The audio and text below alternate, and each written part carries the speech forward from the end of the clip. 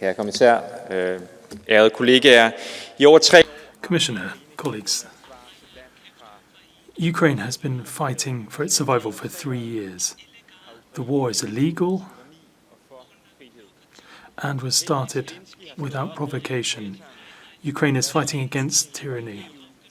Zelenskyy has fought back against the aggressor, the dictator Putin. We've supported him, we've helped him, and what happened is very unfair. An attack without any provocation. We have provided support, but there is more money available in banks, these frozen assets, over 500 billion, mostly from Putin's regime itself.